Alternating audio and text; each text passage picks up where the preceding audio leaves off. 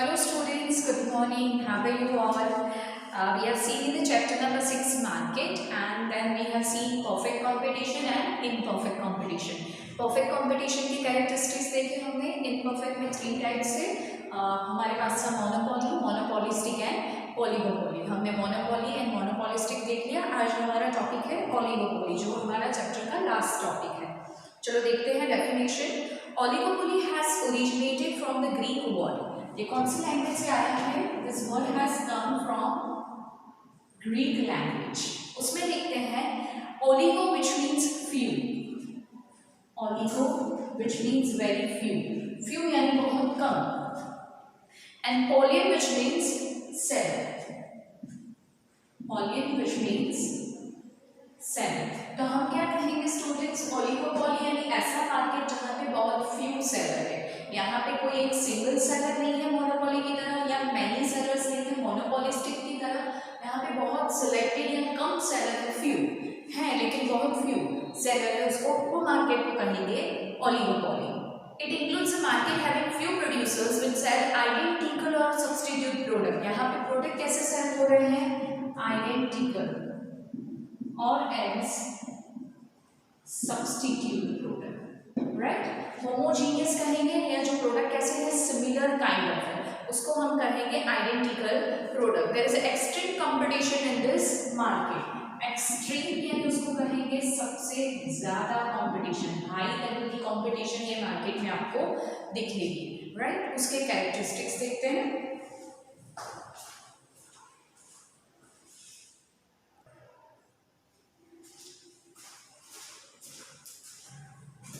Let us see the characteristics of oligopoly. First characteristic is few seller and numerous buyers. Characteristics में सबसे पहला है few sellers and numerous buyers. हम जैसे देखें कि डेफिनेशन में क्या है? ओलिगोपोली मीन्स फ्यू सेलर्स, और बायर्स कैसे है? Numerous. Numerous means which can not be countable. यहाँ पे सिलेक्टेड फर्म या इंडस्ट्री या प्रोड्यूसर्स है जो गुड्स एंड सर्विस को प्रोड्यूस करते हैं, और हमारे पास बायर कितने हैं? तो हमारे पास बायर न्यूमरस है, बहुत सारे बायर्स हैं, यानी बायर्स यानी कस्टमर्स. सेकेंड इज सिमिलर और सब्स्टिट्यूट प्रोडक्ट. सिमिलर और सब्स्टिट्यूट प्रोडक्ट. अभी स्टूडेंट सिमिलर या सब्स्टिट्यूट प्रोडक्ट यानी वो ऐसे सेलर्स हैं या प्रोड्यूसर्स हैं, वो प्रोडक्ट कौन सा प्रोड्यूस करते हैं? एकदम similar type of. Similar type यानी एकदम सेम. जैसे हम पेन देखते हैं, हमारी पेंसिल्स देखते हैं, उसमें वैरायटीज होंगे लेकिन उनका काम तो एक ही होता है. तो it is like a similar kind of substitute product. Third है एंट्री और एग्जिट फॉर द फर्म. तो कैसे है? In the market of oligopoly the entry and exit of firm is free. यहाँ पे क्या है? Entry and exit of firms free है और regulated according to the type of oligopoly followed. If there is a free oligopoly in the market, then there is a free entry and exit of firm. While the oligopoly is restricted, then the entry of exit of firm is regulated. दो options हैं, whether it could be free और regulated. Free यानी अगर आप oligopoly market जो चल रहा है आपकी कंट्री में वो एकदम फ्री है, तो entry and exit of firm free है. एंट्री ऑफ एग्जिट फर्म मतलब क्या कह सकते हैं कि फर्म या बिजनेस इंडस्ट्री कभी भी स्टार्ट हो सकती है और कभी भी एग्जिट यानी बंद हो सकती है. अगर आपकी कंट्री में सिचुएशन में एरिया में जो ओलिगोपोली मार्केट कंडीशन सिचुएशन चल रही है गवर्नमेंट के हिसाब से, वो रेगुलेटेड है. रेगुलेटेड इन द सेंस बहुत सारे रूल्स रेगुलेशन फॉलो करने, गाइडलाइंस फॉलो करने गवर्नमेंट के, तो रेस्ट्रिक्शंस है. तो रेगुलेटेड है तो entry of and exit of firm भी रेगुलेटेड हो सकती है. Fourth is selling cost. Selling cost में expense done for the selling the product are called selling costs. The selling cost includes a packing, making and product attractive, sales tax, transportation expense and everything. Selling cost यानी goods and service को sell करने के जितने भी expense होते हैं उसको कहेंगे selling cost. So it is given transportation expense given to the wholesale and retail traders, showroom expense, specific amount expense for the sale, price gift, and most important being the advertisement cost. सबसे ज़्यादा cost जो इसमें लगता है selling cost में वो है advertisement cost. Advertisement cost यानी खर्चा जिसको कहेंगे कि लोगों तक बातें पहुंचानी कि ये प्रोडक्ट अवेलेबल है मार्केट में। तो एडवर्टीजमेंट आप टीवी में, न्यूज़पेपर में, इंटरनेट पे, मैगजीन्स में देते हैं तो उसका कॉस्ट सबसे ज़्यादा लगता है। Selling cost does not include the production expense. ये सेलिंग कॉस्ट जो होता है वो हम किसमें ऐड नहीं करते हैं, प्रोडक्शन कॉस्ट में।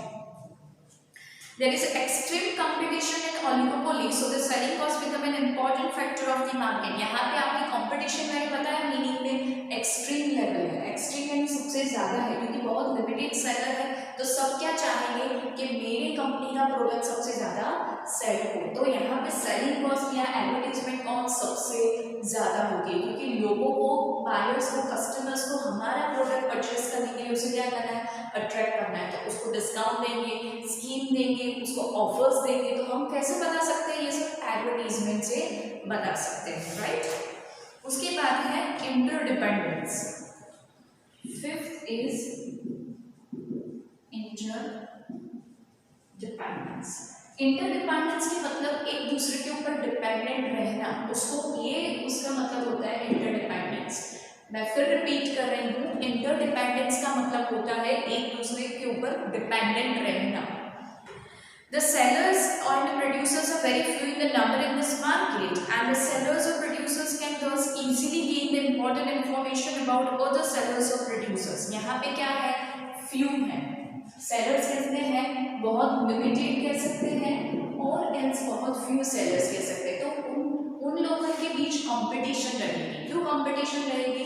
क्योंकि वो चाहेंगे कि उस पर्सन या उस सेलर का प्रोडक्ट सेल ना हो, मेरे कंपनी का प्रोडक्ट सबसे ज़्यादा सेल हो। तो वो बीच में कंपटीशन रहेगी तो वो एक दूसरे के ऊपर इंटरडिपेंडेंट हो जाएंगे। कैसे इंटरडिपेंडेंट हो जाएंगे?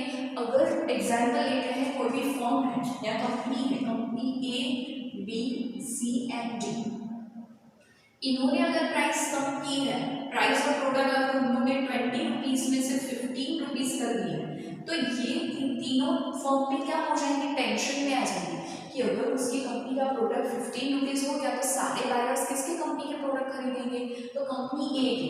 तो B and C and D भी क्या करेंगे, थोड़े दिनों में ऑफर लाएंगे और वो भी कंपनी का product not exactly the 15, they will make it 17 और दे विल मेक इट 60, यानी कुछ सिमिलर चेंजेस करेंगे।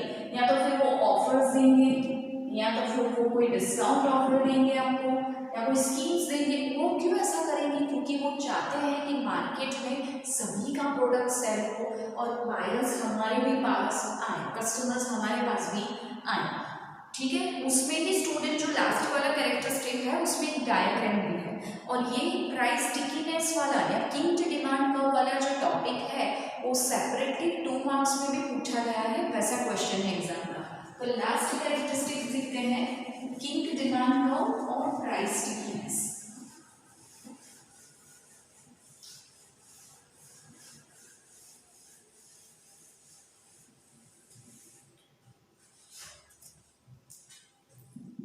प्राइस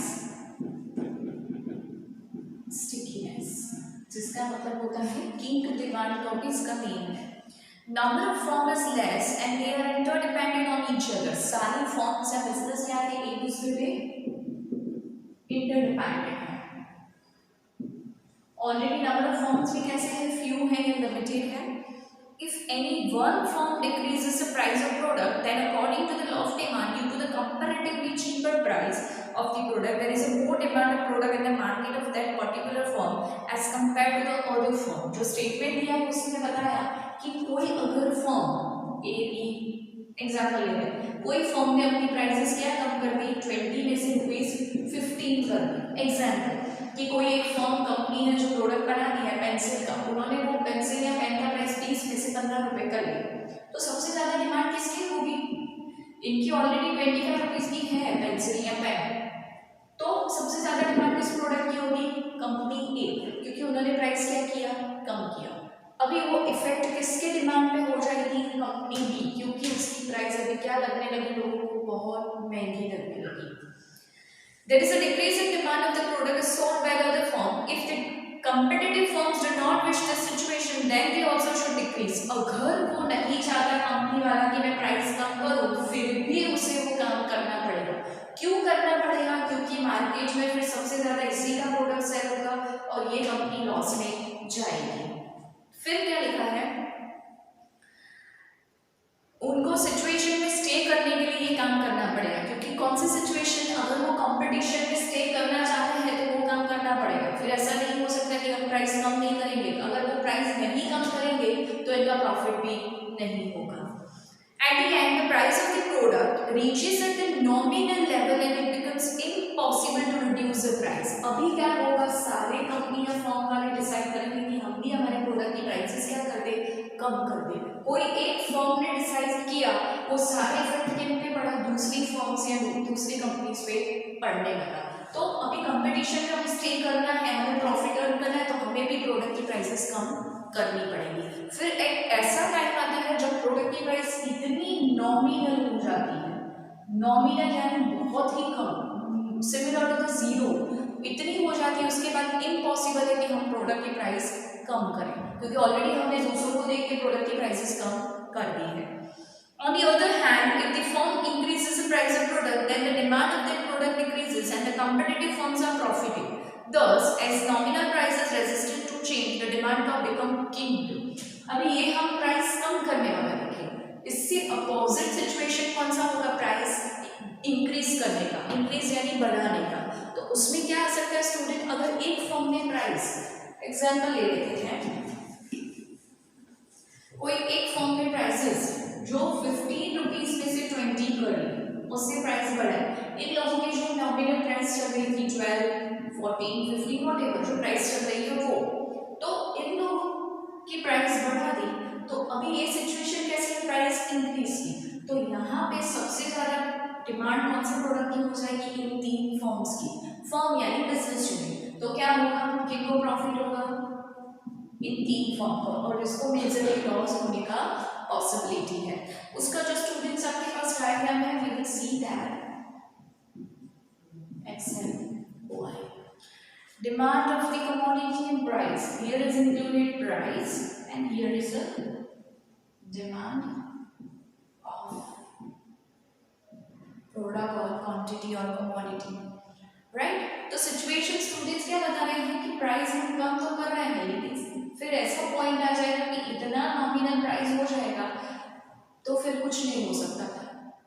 किस पॉइंट को हम किंग डिमांड कर्व कहेंगे students, a place where the price becomes such a nominal it is very impossible to decrease और increase price in a stage, उसको हम कहेंगे किंग डिमांड कर्व।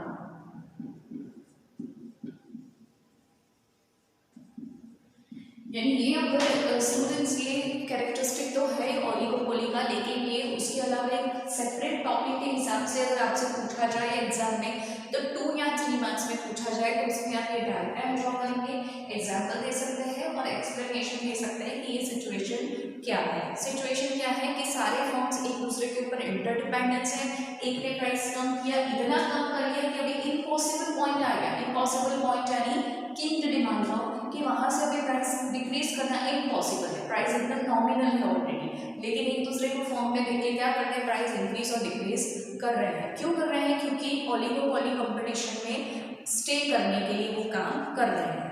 ठीक है स्टूडेंट्स, यहाँ पे ये चैप्टर खत्म होता है और हम इसके बाद नेक्स्ट चैप्टर में मिलते हैं। क्वेश्चन आंसर्स में व्हाट्सएप ग्रुप पे सेंड कर देती हूँ, आप उसके आंसर्स लिख देना। इसके अलावा वीडियो देखने के बाद if you have any doubt query आप कहीं भी कभी भी पूछ सकते हैं। Okay student.